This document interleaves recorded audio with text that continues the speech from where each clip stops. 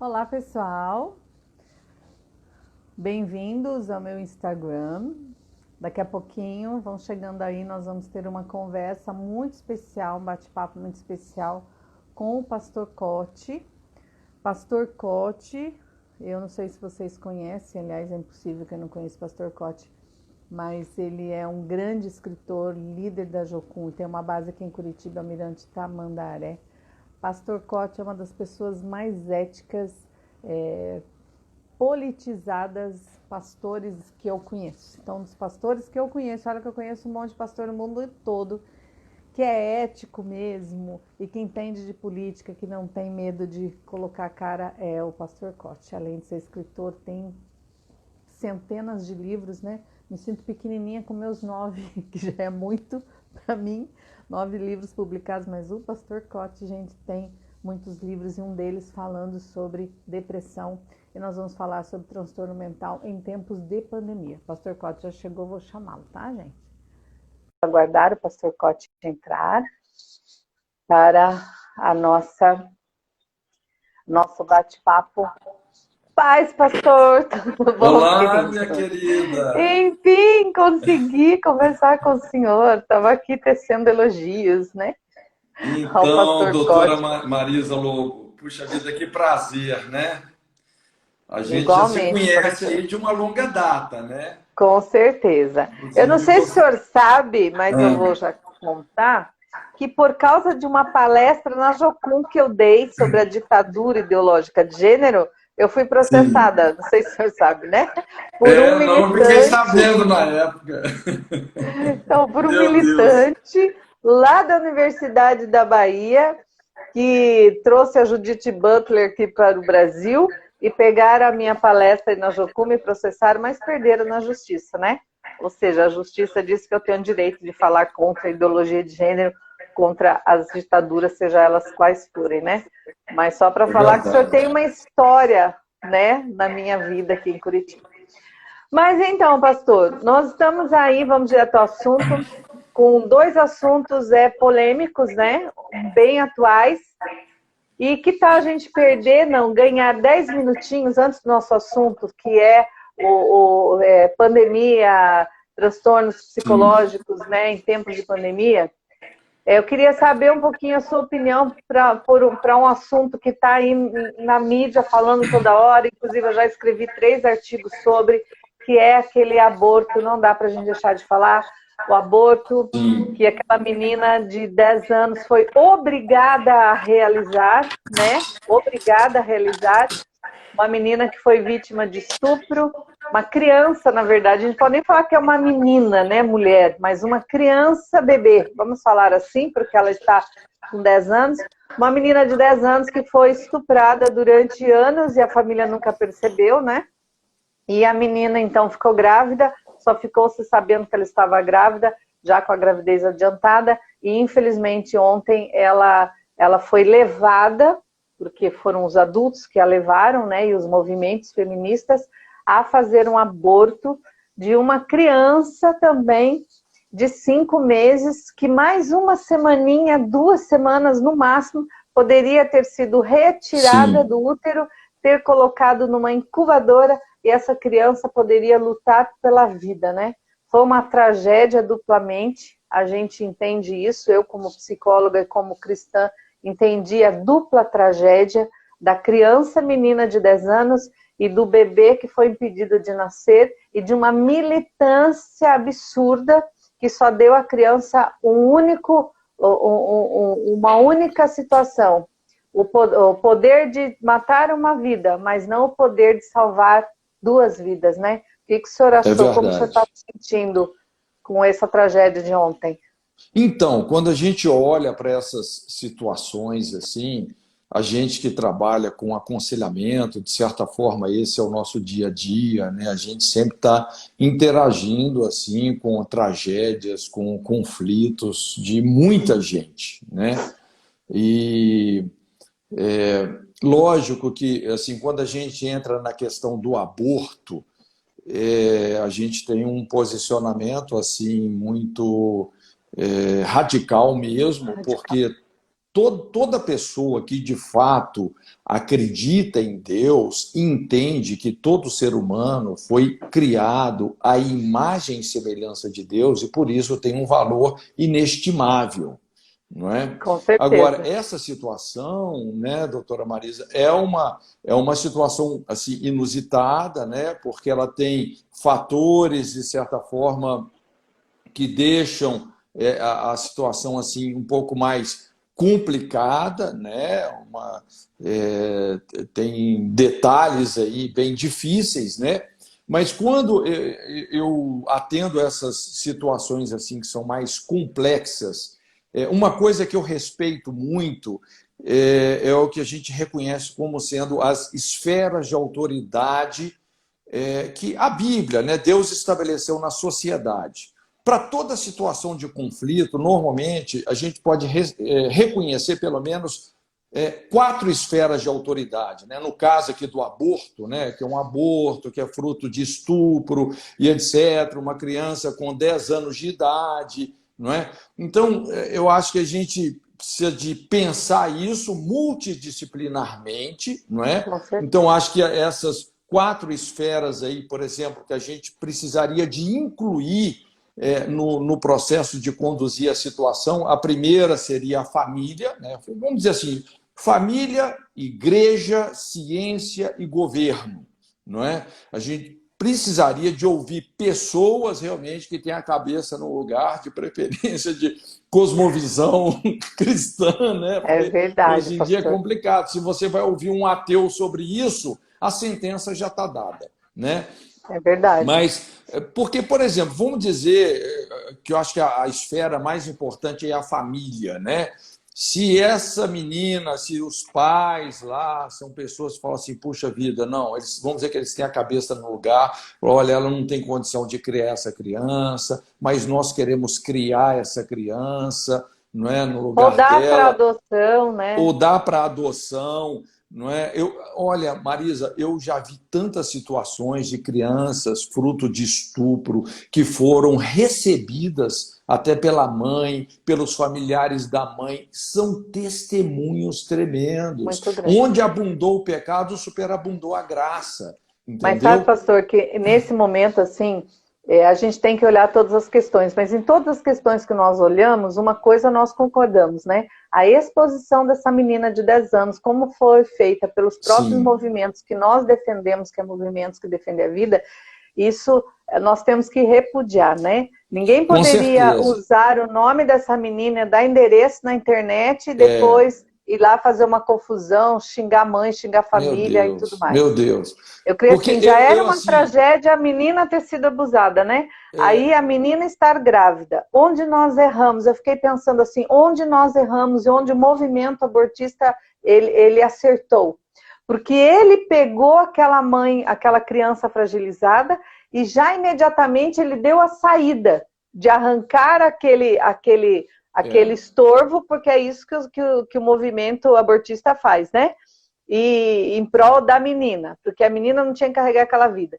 Se tivesse uma outra política pública, e aí a gente entra na questão oficial, uma política pública que desse outra opção, a mãe tem o direito de abortar se for estuprada, politicamente falando, de políticas públicas, né? A gente concorde ou não, está na lei, mas também ela tem o direito de não abortar, dar esse direito de não abortar, com um programa específico que acolhesse essa menina psicologicamente, economicamente, fisicamente, que acolhesse essa família, com certeza. Ela não iria passar por esse trauma. E não tinha isso, né? Só a feminista é que tem vez. E os outros ficam só fazendo baderna, falando, mas de ações práticas mesmo, não existe para atender essa mulher vítima de violência, essa criança vítima. Não teve, não tem. Então as feministas saem na frente, por quê? Porque a lei está do lado. Mas mesmo sendo lei, o direito da pessoa, embora tenha sido estuprada,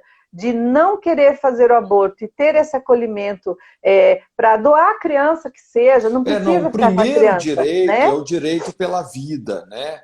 Então, eu acho que só tem um pontozinho aí que é bem delicado, né? Porque quando a gente estava dizendo sobre essas 4 esferas de autoridade, né? Você falou, por exemplo, o governo, aí, porque não tem como você fazer uma coisa também ilegal, apesar que tem coisa que, apesar de ser legal, é totalmente imoral, né? Imoral. E aí a gente entra numa rota de colisão mesmo, né? Mas essa tem uma outra esfera de autoridade, que seria, no caso, aí, a ciência, né? Eu diria assim, a verdadeira ciência, né? Normalmente, a verdadeira ciência ela sempre converge com a revelação bíblica, nunca entra em choque, não é? Porque Deus é o criador da natureza. E então, e como igreja também, que é uma outra esfera, eu como pastor, a gente só poderia pensar na possibilidade de um aborto se realmente houvesse verdadeiramente um risco de vida para essa mãe, né? Que nós não sabemos, né? Que nós não Se houve ou sabemos. não, e nunca Mas vamos saber.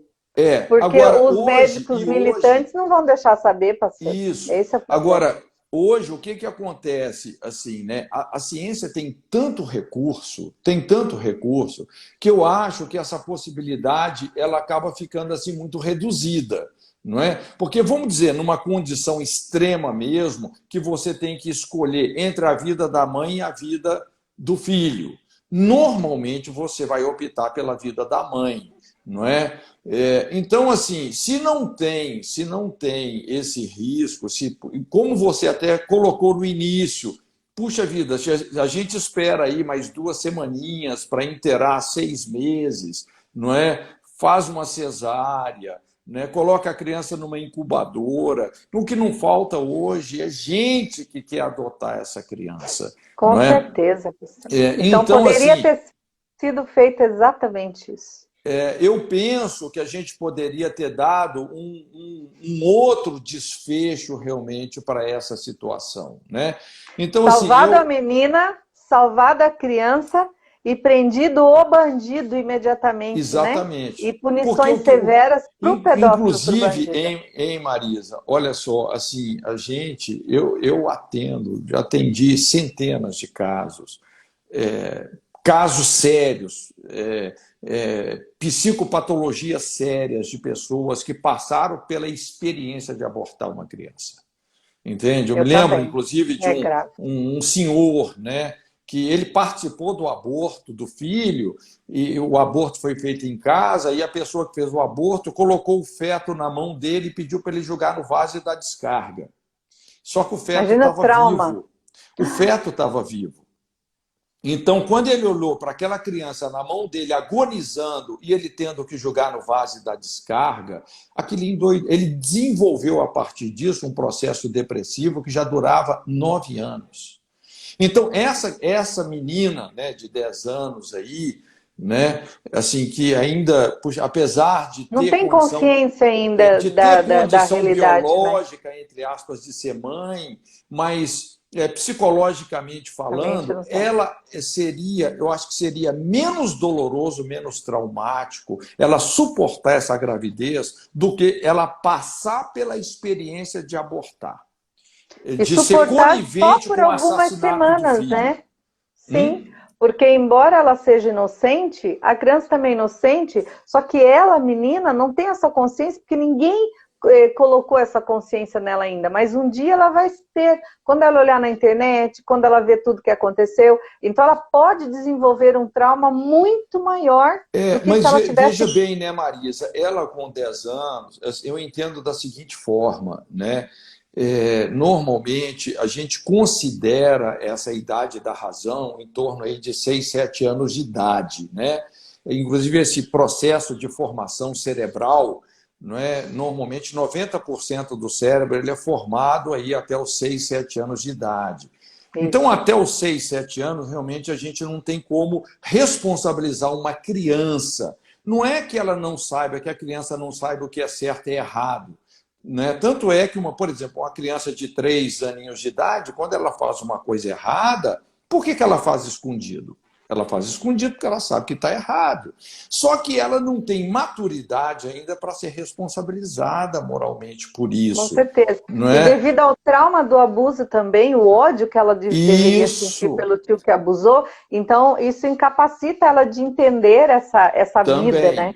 Então, Mas veja se bem... tivessem pessoas do lado dela que a fizesse, tudo bem que você não gosta, se tem razão, você tem toda a razão de estar revoltada, mas, por favor, só mais uma semaninha, aguentar só mais uma Pois semana, 2 semanas, é. essa criança você tirar dentro de você e vai viver e outra pessoa vai cuidar dela e pronto. Essa razão ninguém trouxe. Por quê? Porque nós não temos esse poder. Isso que eu estou falando, que onde está o erro aí, não é acusar a criança, a mãe, nada, Sim, mas sim, de forma alguma. nós não temos esse poder.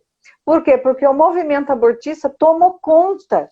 E o legislativo ainda não tomou essa decisão de criar um projeto de lei, apoiar o executivo, para ter essas políticas públicas que realmente de acolhimento. Porque tudo que a gente tenta fazer nessa questão de salvar vidas, de dar acolhimento para a mãe que foi estuprada, já entra a militância e acha que nós somos monstros de pensar assim, porque olha, ela foi estuprada, mas ninguém fala no estuprador. Está lá um projeto em Brasília que é do presidente Bolsonaro, quando ele era deputado, de castração química. Eu defendi na época esse projeto como psicóloga, fui acusada de ser desumana por ter defendido um projeto de castração química, por via de medicamentos para baixar totalmente a libido do estuprador. Então, essa castração química não passou ainda. Os deputados nunca votaram. Agora ela vem em pauta novamente. Espero, né, que realmente os deputados tomem consciência da gravidade que é você não culpar o pedófilo como ele merece, porque aí ele sabe que não vai ser culpado de nada mesmo, então ele vai continuar estuprando, violentando. A impunidade é a mãe da impunidade. reincidência, né? E normalmente essas pessoas elas não param, viu, Marisa? Assim, a gente lida frequente e infelizmente eu vou te falar, isso é um pouco epidêmico hoje, né? A gente que interage aí com os bastidores da vida de muita gente, normalmente essas bombas acabam caindo no nosso colo, né? Olha, eu já atendi muito caso assim. E realmente assim você tem que responsabilizar, você tem que ser muito firme, não é? Porque você está lidando, vamos dizer, com uma questão que é essencialmente espiritual e eu diria essencialmente moral, não é? Moral. Então, por incrível que pareça, assim, em todas essas situações, a viabilidade existe a viabilidade de um processo de reeducação, né, em relação a isso. É difícil desassociar isso, realmente, de uma libertação, né, espiritualmente falando, não é? Porque inclusive essas questões, elas estão muito associadas ao sistema familiar da pessoa, não é? É por isso assim que a gente sempre chega nessa situação, olha, o homem sem Deus, sem os recursos oferecidos por Deus, ele é enfermo, não é? Assim, é por isso que isso tem que ser assim uma base, né? A gente precisa muito dessa abordagem da espiritualidade para lidar aí com essas situações, né?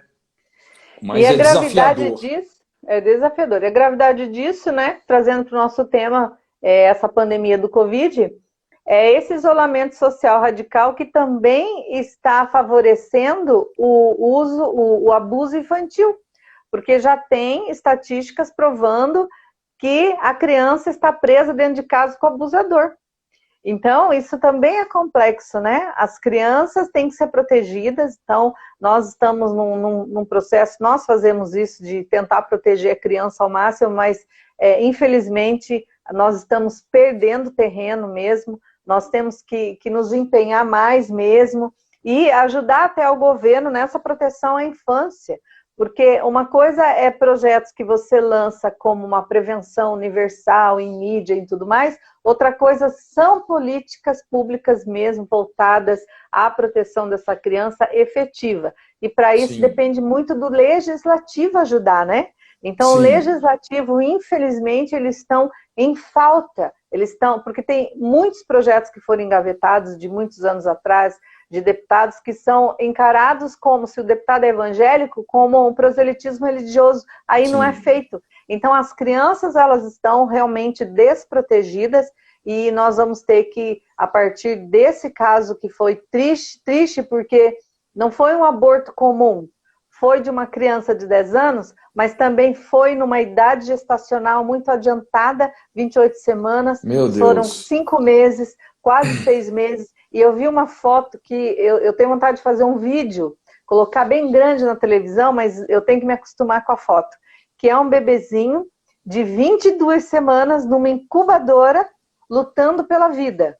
Então existem essas crianças que foram vítimas de aborto espontâneo porque a mãe faleceu e aí teve que tirar a criança dentro da barriga da mãe, que a mãe não conseguiu ficar viva por aparelhos para garantir aquela gestação, e as crianças lutaram e conseguiram, então já era um bebê formado. Aquele bebê de 22 semanas, pastor, ele sente dor, ele sonha, ele dá risada, ele brinca, ele tem batimentos cardíacos já há muito tempo, mas ele já faz tudo praticamente, ele só está ali esperando a maturação, né, principalmente seus pulmõezinhos, do seu intestino, está esperando a maturação, mas ele está ali. E essa maturação, ela é tão fantástica que já é independente, tanto que se tira e bota numa incubadora, ele já funciona sozinho. Então vai alimentando via incubadora, então é uma vida separada da mãe, né? Não estamos culpando a criança, longe disso, não é isso que nós estamos falando, mas e se tivesse uma outra opção, se o médico mesmo chegasse e falasse, olha, vamos esperar mais 2 semanas, já o sofrimento já está aí mesmo, né? E a polícia corresse atrás do bandido. Mas enquanto a polícia não achou o bandido, achou agora. Como é que só agora acharam o cara? Depois do aborto acharam o infeliz lá, tá preso agora, né?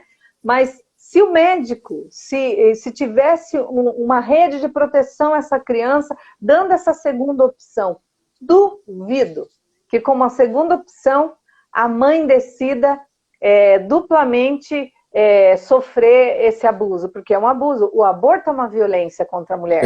O aborto é um abuso contra a mulher. Então, o aborto é uma violência gravíssima contra a criança. Eu não sei se o senhor sabe, ela pariu o filho. A criança pariu, não foi feita uma cesárea para tirar. Eu não acompanhei esse detalhe. Sim, foi dada uma injeção letal na criança. A criança morreu, falo criança porque é uma criança, morreu e ela sentiu as dores do parto. Então, o que eu não entendi, para a gente encerrar esse assunto, porque é doído demais, né? Mas o que eu não entendi é se a criança sofreu dores para ter esse bebê de 5 meses, por que não esperar mais 2, 3 semanas e fazer uma cesárea para ela poder tirar esse bebê e não ter no futuro, né? Psicologicamente esse trauma, porque a gente queira ou não, isso vai bater em algum lugar nessa criança. Essa criança está marcada pelo abuso, pela pedofilia, né? Pelos constantes abusos e pela essa situação que ela não foi responsável, mas que ela sofreu. Então os adultos em volta que deveriam ter pensado, né? E aí que eu sinto falta dessa segunda política pública, no executivo mesmo, apoiado pelo legislativo, mas infelizmente a justiça talvez não apoie, o legislativo talvez não apoie, e isso é muito grave, né? Essa questão até do legislativo, acho que é o poder assim, mais estratégico, porque de repente ali estão sendo construídas, votadas leis, e algumas dessas leis, eu vou te falar, elas têm o poder de destruir uma civilização. Né? Então, quando você estabelece uma lei que é injusta, que te joga nesse conflito, né? Do legal com o moral, né? Essa questão mesmo do aborto, essa questão da pedofilia, essas coisas assim, né? Quando você começa a partir realmente para leis que são imorais, olha, isso coloca realmente a sociedade num risco terrível. Inclusive, assim, pegando o nosso gancho aqui, que a gente vai falar sobre os distúrbios emocionais, não é? Mas, na minha experiência, assim, atendendo casos depressivos, né, dentro do aconselhamento pastoral, né? Eu não sou assim um psicólogo de formação, nem psiquiatra, né? Mas é aconselhamento pastoral que funciona muito a gente trabalha com aconselhamento pastoral, então a gente ouve empaticamente muitas histórias, né? E esse atendimento pessoal, isso vai te dando, vamos dizer assim, uma percepção microsocial, e depois você também expande isso para o macro, e você começa a entender muita coisa que acontece, inclusive, na sociedade. Mas uma das observações, quando a gente pensa na construção de um quadro depressivo, eu costumo dizer que o fator mais importante, assim, e mais destrutivo, mais aprisionante, é a passividade. não é? E a passividade, assim, colocando de maneira assim, bem empírica, bem prática, né? O que a gente observa, como é que você constrói uma estrutura de passividade. Tem muito a ver com o quadro dessa menina, que é um abuso sexual sistemático e provavelmente, né, assim, em muitos casos é o que acontece, seguido de ameaça, né? Porque o abusador quando ele consegue ter acesso a esse abuso. Então, normalmente, o que esse abusador faz, né? Depois ele coloca uma ameaça, olha, não conta isso para o seu pai, não conta isso para sua mãe, senão ele te mata, senão ele morre, não é? Sempre alguma ameaça assim, não é? E isso funciona como uma mordaça. E com isso, esse abusador, covardemente, ele está transferindo uma culpa que é dele para a criança. Mas é Entende? Porque verdade. quando ele falou, você não pode contar, porque se você contar vai acontecer assim, assim, assim, ele está dizendo, olha, quem fez a coisa errada é você. Então, de uma maneira covarde, ele está transferindo uma culpa que é dele para aquela criança, a criança se cala, começa a consentir, não é? Então, veja bem, esse silêncio garante a reincidência desse abusador, não é? E então o abusador ele agora se sente também protegido, não é? E com essa liberdade de voltar mais vezes. Isso pode durar, como no caso dessa menina, anos, anos. Com o tempo, o que acontece, doutora? Essa criança ela começa a se acostumar. Então, ela agora já está interpretando uma coisa que deveria ser absurdizada, uma coisa que mutila a autoestima da pessoa, ela começa a achar que isso é normal, inclusive aprende até a gostar na marra disso. Entende? Começa até a ser Ela conivente. fica refém, né? Fica refém. É um sequestro. É um sequestro. Sim, é como a síndrome, o senhor me fez lembrar, falando a palavra sequestro, da síndrome de Estocolmo, onde Sim. A pessoa que é sequestrada, ela fica refém do sequestrador, ela acaba se apaixonando muitas vezes pelo sequestrador, defendendo o sequestrador para garantir a sua integridade. Então, essa criança, ela acaba ficando nas mãos do abusador, do pedófilo, porque ela fica sequestrada emocionalmente, Isso. Sequestrada fisicamente. Olha só, eu já tem atendi situações que chega num ponto que não é mais o abusador que procura a criança. É a criança que vai atrás do abusador para ser abusada. E muitas começam até a desenvolver o masoquismo, porque elas começam a experimentar um ciclo de dor e prazer, que é uma coisa altamente doentia. Então, veja bem, o que é a passividade? A passividade é essa tolerância a uma coisa que é abusiva, que é absurda. E isso, normalmente, uma das principais portas dessa passividade ser construída é esse abuso sexual seguido por ameaça, que depois começa a migrar para as outras áreas da vida da pessoa. Então, quando a pessoa precisa de dizer um não, por exemplo, não é? Ela se posicionar em relação a isso eu não aceito, ela não sabe dizer não. Ela perdeu a imunidade. É como se fosse uma AIDS na alma, entende? Na vontade. Ela perdeu a reação.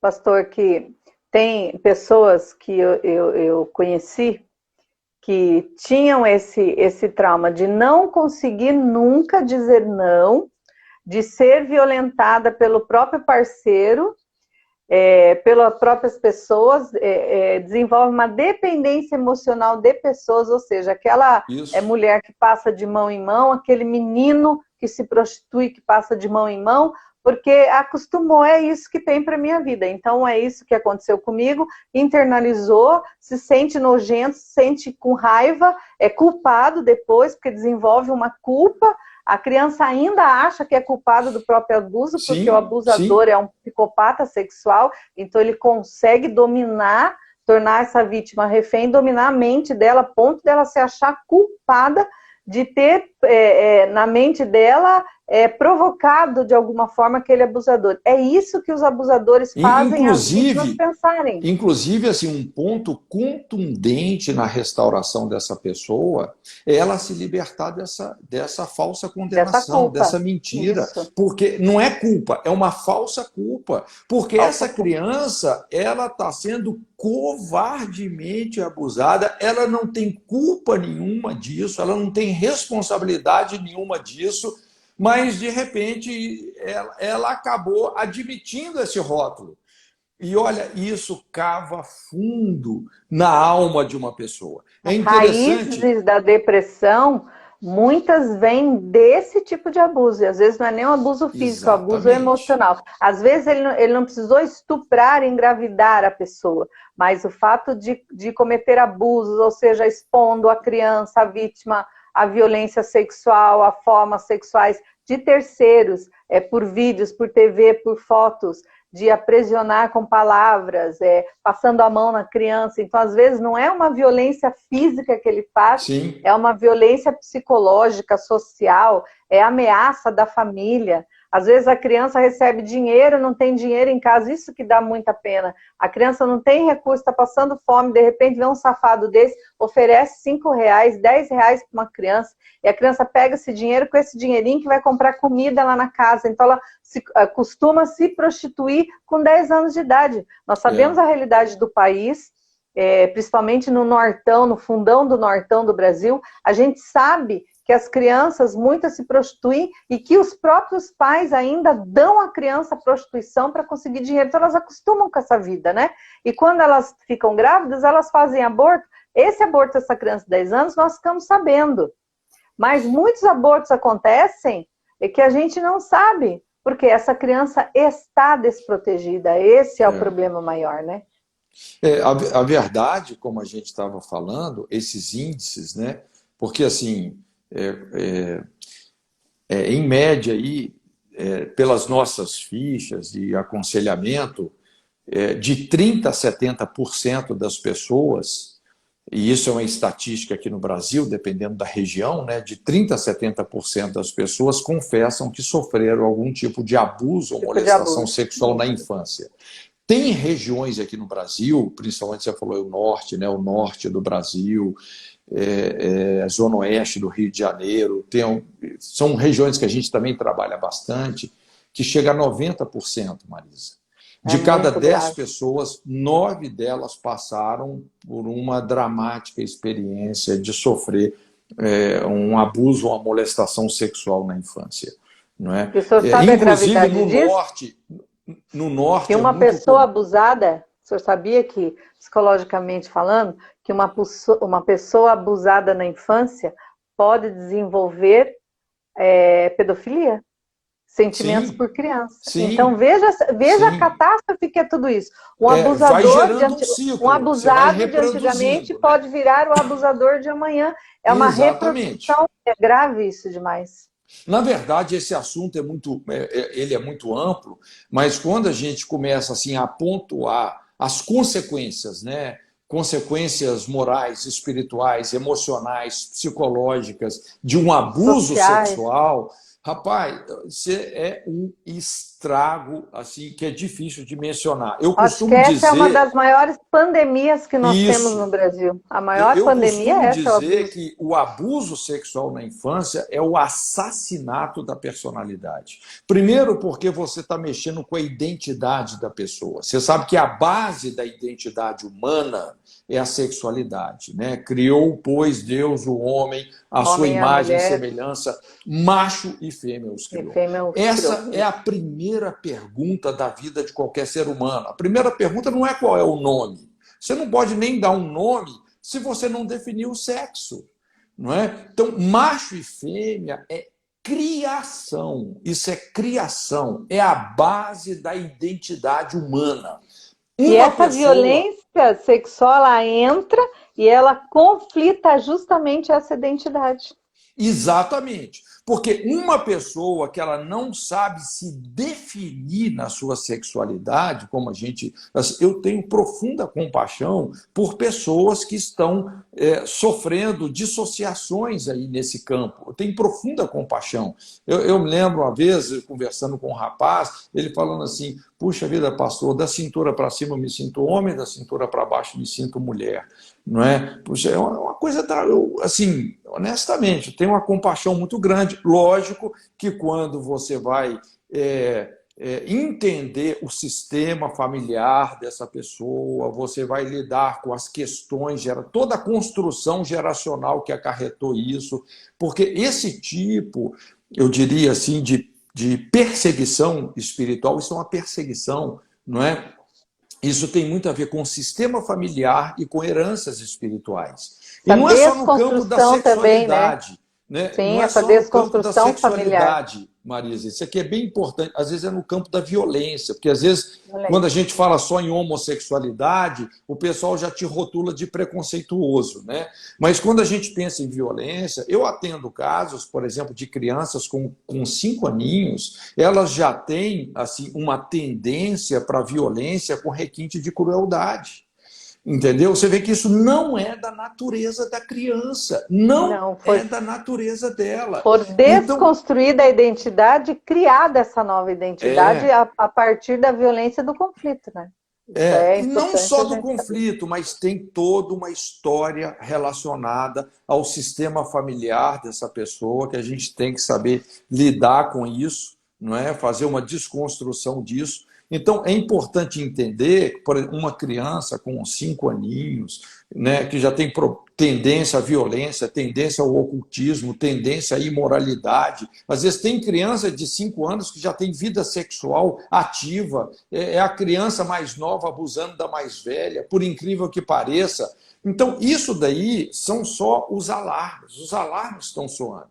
Isso, veja bem, o problema não é a criança só é o sintoma. Não é? Isso é a consequência de toda uma construção geracional que tem muita coisa que vem sendo destruída. Não é? Então, se a gente não souber fazer a leitura desses sintomas, mapear a verdadeira raiz de tudo isso, não é? A construção e como desconstruir isso, a gente se vê realmente numa sinuca de bico. E hoje, essa criança que passou por todos esses traumas, todos esses abusos, é o depressivo, o suicida de amanhã. Então, se hoje nós temos mais de 300 milhões de pessoas com depressão, sendo 800 mil por ano que tentam suicídio, são pessoas que passaram por uma triste história de vida e a maioria por esses traumas de abuso, porque o abuso ele deixa consequências para o resto da vida. E o aborto também deixa consequências para o resto da vida, né? É verdade. Então, entrando no nosso tema, que nós estamos quase acabando e não entramos no nosso tema, esses traumas todos, porque era urgente falar sobre isso. Mas acho que esse daí é o tema, viu, Marisa? É o tema. A pandemia só vai potencializar esses fatores. Tudo isso, abuso, violência doméstica, violência infantil, depressão, ideação suicida, aumentou os números de ideação suicida, segundo a Organização Mundial de Saúde, vários artigos que estão sendo produzidos no mundo todo por causa da pandemia. Esse medo, esse pavor que as pessoas têm do desconhecido, né? Nós aqui no Brasil nunca passamos por isso dessa forma, e aí sendo atacados dioturnamente por canais de televisão, profetas da desgraça, né, que ficam 24 horas bombardeando desgraça, morte, morte, morte na nossa cabeça. Isso gera um pânico, e olha que... A cultura do medo, né? A cultura do medo, a cultura do terror psicológico. Isso gera um medo tão grande que paralisa o sujeito. E quando você está paralisado pelo medo, você acaba dando ibope a esses programas de TV, isso que é mais grave, porque como você fica refém do medo, você tem curiosidade em saber o que vai acontecer, o que vai acontecer. E assim que as mídias conseguem ibope, estão traumatizando as pessoas, porque não tem nada de bom, não tem coisas boas que estão acontecendo, compartilhando verdades. Ninguém fala a verdade, todo mundo causa o caos e terrorismo, porque o caos e terrorismo paralisa o ser humano e deixa ele refém do medo, e com isso consegue ibope, né? E então, esses traumas estão aumentando bastante por causa disso. Você sabe que tem um princípio interessante, um princípio bíblico acerca do medo, né? Eu costumo dizer que o medo não é uma coisa neutra, ele é uma fé invertida, né? A Bíblia fala assim, Jó fala, né? O que eu mais temi, isso me sobreveio. Me ocorreu. Não é? Provérbios fala, o temor do ímpio lhe sobrevirá. Ou seja, o medo ele não é neutro, ele é uma fé invertida. Então, como é que nós construímos negativamente a nossa realidade? É através do medo. Você está crendo negativamente. É como a pessoa, né, a gente ouve muitos depoimentos assim nos aconselhamentos, né, que a pessoa te conta uma história trágica e no final ela fala assim, pois é, mas eu morria de medo que isso fosse acontecer. Né? Então, quer dizer, o que é o medo? A pessoa teve tanta fé na desgraça, né? Tanta que a desgraça medo é isso, que aquilo de repente acontece com ela. Você pode observar, as pessoas que mais têm medo de ser assaltada são as que mais são assaltadas. As que têm mais medo de ficar doentes são as que mais ficam doentes. Então, você tá construindo essa realidade. Por isso, assim, né, que se a gente não lidar com essa cultura do medo, não é? Inclusive, isso até tem um impacto orgânico, isso diminui a imunidade das pessoas. Favorece as doenças, somatizações de todos os níveis, a depressão, a ansiedade, o estresse aumenta consideravelmente, né? E aí entra o pânico, o desespero, e a pessoa entra numa crise existencial, por que eu existo, né? Tem até medo de viver, então pede para si a morte. É complicado e é muito sério. Inclusive, você sabe, pegando o gancho aqui do nosso assunto, né? Porque muitas vezes o desenvolvimento de um quadro depressivo tem muito a ver com ansiedade. E essa ansiedade, normalmente, ela vem de uma crise existencial, uma crise familiar existencial, né? Você sabe, uma família fragmentada, numa família fragmentada, essas crianças elas vão ter assim, uma chance muito maior de passar por situações hostis, inclusive abusos, né? E isso vai construindo uma insegurança, mas é uma insegurança, vamos dizer assim, existencial. Essa insegurança, ela começa a evoluir, né? No medo, o medo gera ansiedade, não é? Então, essa ansiedade, porque até num certo sentido, a ansiedade é importante, tem aquela ansiedade que gera uma adrenalina para a gente enfrentar os desafios da vida, mas quando a ansiedade vem de uma insegurança traumática, né? Patológica, existencial, então essa ansiedade ela se torna viciante, né? Ela vai produzindo um estresse, um desgaste. Esse estresse ele acaba sendo substituído por um quadro de fadiga, né? Uma fadiga. E de depressão. Aí é que está. A ansiedade não tratada, cientificamente, a ansiedade não tratada gera depressão. Aí isso. Tem um provérbio que diz assim, o coração ansioso deprime o homem. Isso. Né? E olha como Deus já avisou que isso era verdade, aí a ciência diz que ansiedade não tratada pode desenvolver depressão em pessoas que têm predisposição, que provavelmente seja genética. Aí Deus vem e diz, o coração ansioso deprime o homem. Né? É uma construção, veja bem que é um processo, né? E normalmente antes dessa ansiedade se transformar em depressão, tem esse quadro de fadiga, que eu diria que é o limite entre o psicoemocional e o orgânico, né? Porque normalmente quando a gente chega assim e fala, não, isso aqui é uma depressão, quer dizer, a pessoa, o problema, ela já não está só na vida psicoemocional, ela somatizou, não é? Ela já está tendo proporções orgânicas, muitas vezes é uma doença instalada. A produção e modulação dos neurotransmissores, né? Já está afetando mesmo organicamente a pessoa, né? Já é um quadro. O senhor sabe clínico, que tem né? uma doença nessa fadiga, nesse meio termo aí da depressão, doença e dessa fadiga da ansiedade, que é a síndrome de burnout, né? A síndrome de burnout, ela tem tudo isso, tem a depressão, mas essa fadiga, esse estresse do tempo todo, você querer fazer, querer acontecer, querer excelência, olha que coisa doida, né? Você quer excelência no seu trabalho, você quer fazer o que é bom, e isso te causa um estresse, uma fadiga, e instala-se uma síndrome de burnout, que é esgotamento psicológico mesmo, e essas doenças todas se instalam, e a depressão, ela se instala na síndrome de burnout, e de forma gravíssima, a ponto da pessoa, muitas vezes, Na verdade, preferir querer o morrer burnout, mesmo. né, esse burnout que é queimar, né, isso aí Queimar. só é uma fase da construção do quadro Da depressivo. construção, Né? isso mesmo. E é bem... Inclusive também o distúrbio da bipolaridade, né? Que às vezes a pessoa começa a oscilar nesses dois extremos, né?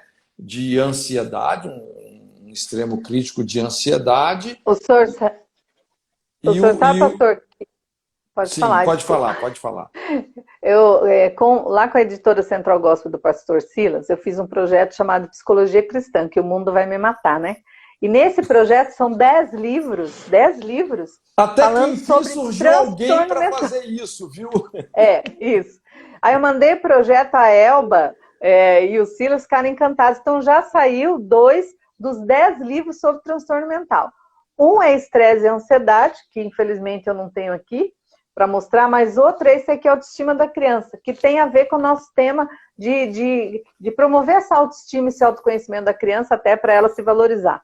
Então, o que eu estou querendo falar com isso? Não só mostrar que, né, livro, mas falar que a gente está caminhando. Nós estamos, sim produzindo materiais que falam sobre isso, e as pessoas têm que começar a ler materiais que promovam a autoestima da pessoa, que falem sobre depressão, ansiedade, estresse, burnout, transtornos psicológicos, psiquiátricos, de uma forma sem preconceito e com conhecimento.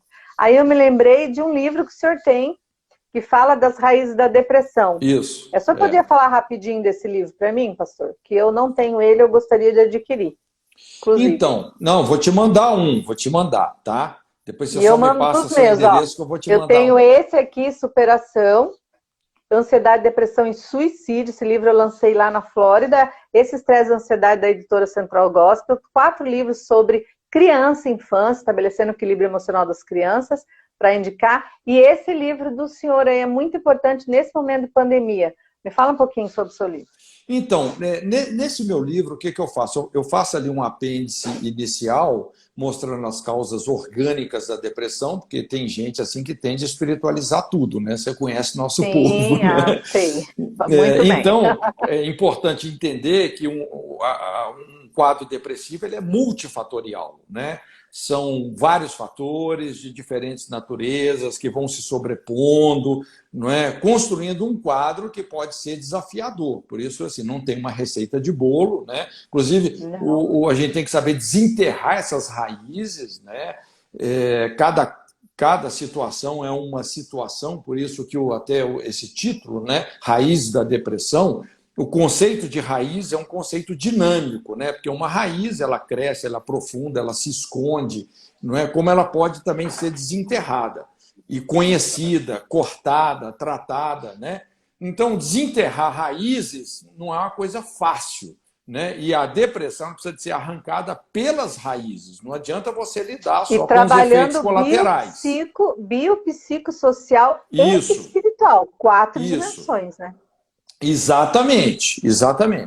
Então, aí depois eu entro na minha parte, que é uma abordagem realmente pastoral, não é? Que eu coloco aí os fatores que normalmente frequentam a construção de um quadro depressivo. Porque se você quer desconstruir um quadro, você precisa de entender como é que ele foi construído, tá? Então, eu pego aí, são 7 fatores, né? Lógico, a gente não está esgotando a carga, né? Mas a gente está dando aí esses fatores que normalmente, olha, em muitos casos que a gente atende, isso sempre está presente lá, não é?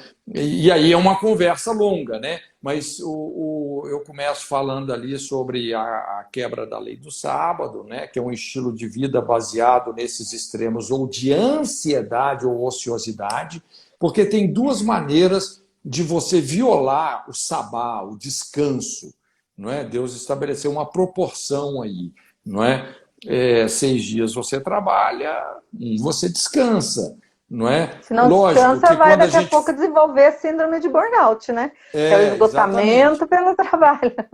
E lógico, assim, eu não, assim, às vezes quando a gente fala sobre sábado, o pessoal já rotula a gente de adventista, mas eu sou Está falando adventista de sábado todos os como, dias, porque como o o sábado, descanso, né?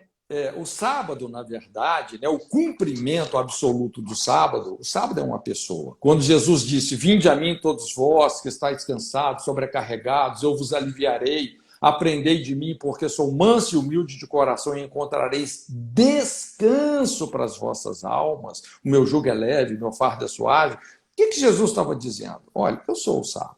Eu sou o cumprimento moral absoluto de todo esse cerimonialismo que até organicamente é necessário, não é? Então, o que adianta, por exemplo, você ter um dia de folga, mas você é uma pilha de nervo? Você vive de Sim. colapso de ansiedade em colapso de ansiedade, não é? Então, você não está guardando o sábado.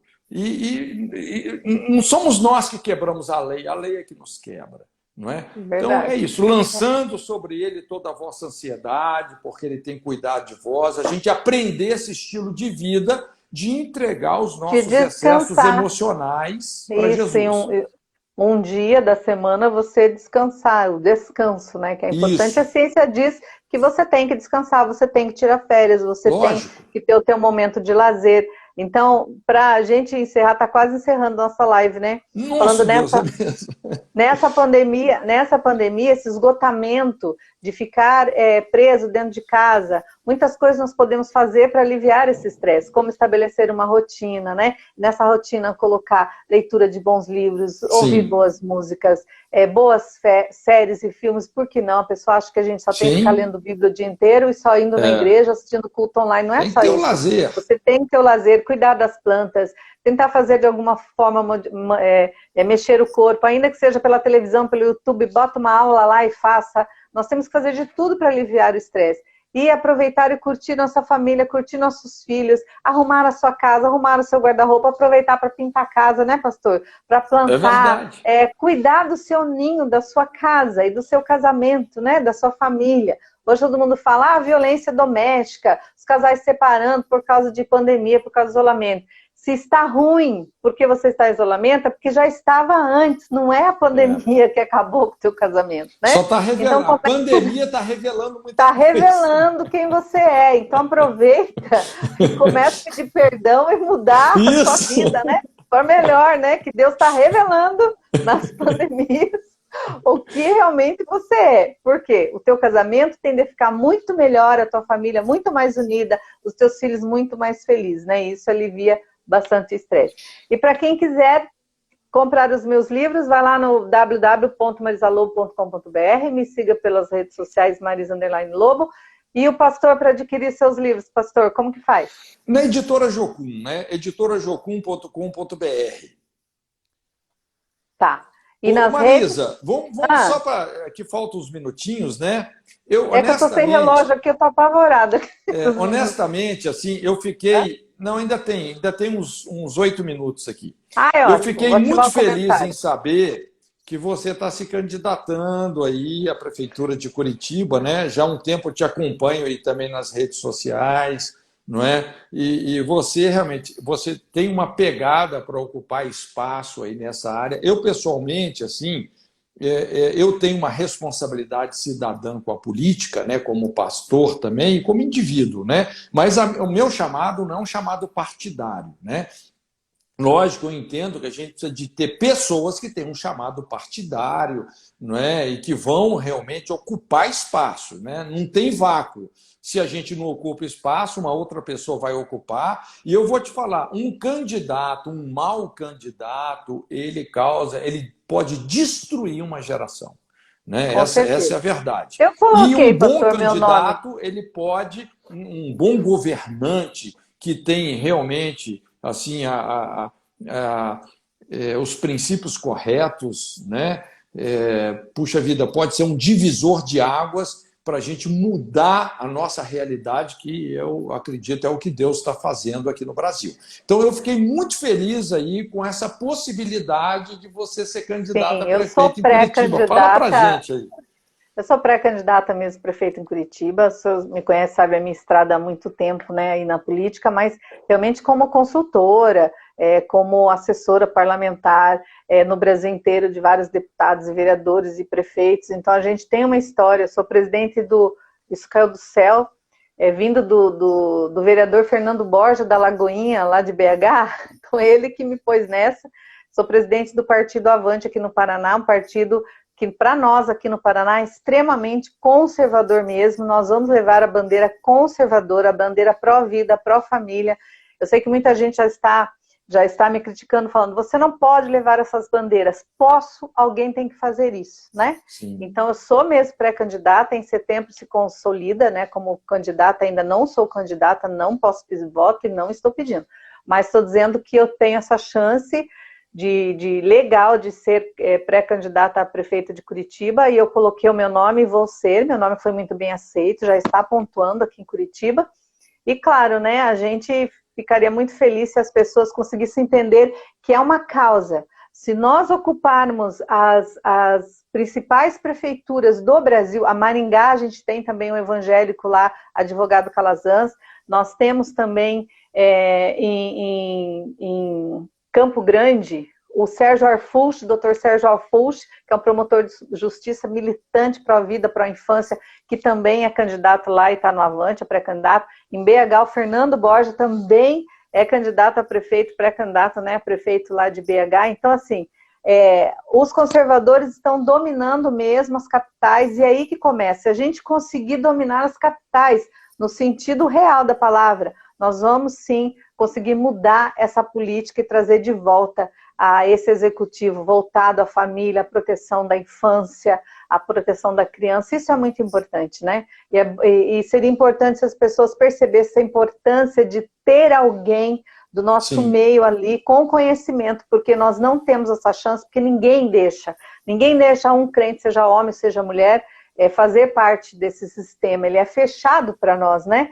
E Eu graças até ao costumo dizer que Bolsonaro mesmo que hoje isso o abriu. campo missionário mais difícil que tem é a política, é o segmento da sociedade onde, assim, infelizmente, assim, a igreja se retirou muito disso, né? E às vezes aqueles que entraram sem cobertura, fizeram às vezes muita coisa errada, né?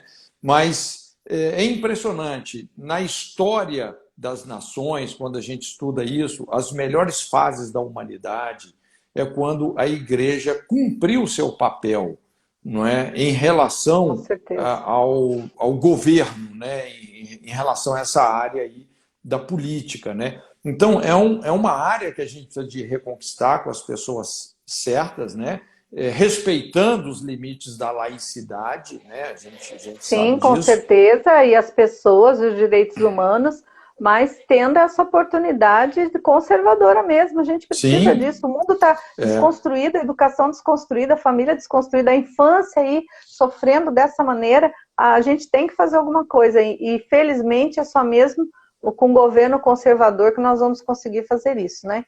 Fazer a nossa parte. Então, me sinto no dever, tendo essa oportunidade, de cumprir a minha missão e de colocar meu nome. Se isso vai acontecer, se eu vou ganhar ou não vou ganhar, isso é um problema para as pessoas, né?